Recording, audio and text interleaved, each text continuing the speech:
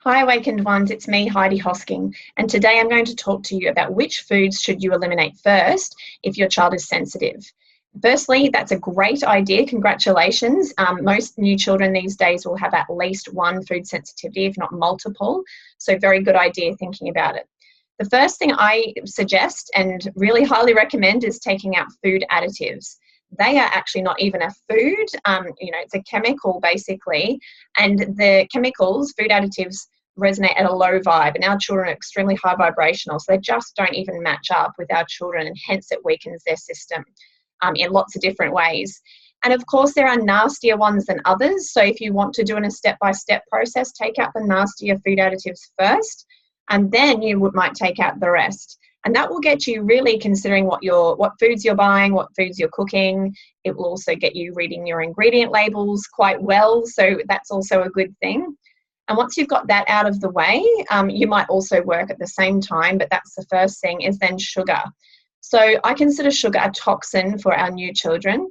In the past, other generations have handled it okay, but for our new children, they are so much more high vibrational, and highly processed sugar, the processed sugar, it just doesn't even agree with them, just like the food additives. And it will cause brain fog. It will feed bugs and viruses, which again just wreak havoc on our children's systems. But even then, it's still affecting them in lots of different ways we can't actually see, preventing them receiving the light into their bodies.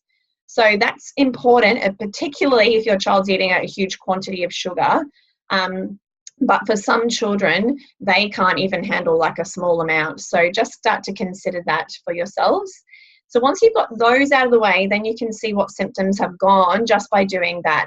And there's not a lot of point in removing, gluten and dairy and other big things if you've still got those in the mix, because sometimes you won't actually be able to see what's there just with the food additives and sugar still in the way.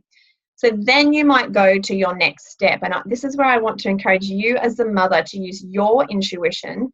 What is the next food that you would take out? What is that food that you know in your heart doesn't quite agree with your child? Most mums can say it, especially if I say, if you had to pick something, what would it be? And many mums just kind of doubt themselves or go, oh no, I better do something else.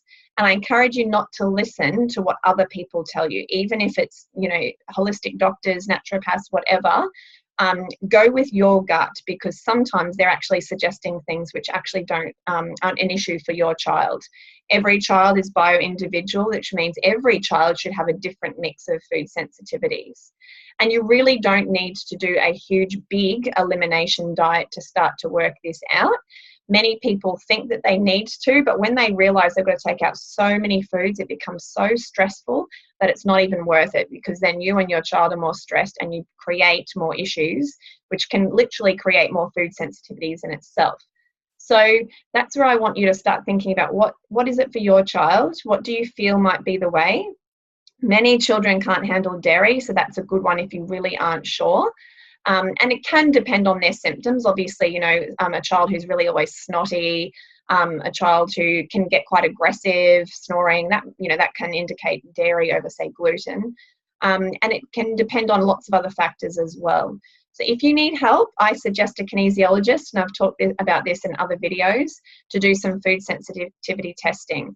And this will tell you quantity of foods your child can handle. It will tell you, you can work out different brands that might be okay across the same food. Organic versus non-organic, which is a big thing, which the medical world won't tell you, and neither will, say, like a prick test or a blood test. So you might actually be okay with certain foods that are organic and not the non-organic versions. So have a feel into that as well. And really, it's a step-by-step thing. So the more easy and graceful you can take this process, the better it is for you and your child. You both feel more empowered. You both feel okay to take the next step and take out another food, rather than trying to do it all at once, and rather than listening to someone else telling you what to do, because chances are you'll go down the wrong path and you've wasted a whole lot of stress and time and energy and money when you may not need to. So that's where I would start. It's always good to just think about it for yourself, as I keep saying, and then consider if you need food testing. But sometimes it's great just to have an experiment with yourself, especially with those first foods. That can take quite a while just to take those out and do it successfully, and then start to consider what else it might be. Otherwise, want more for your children, and I'll see you again soon. Bye.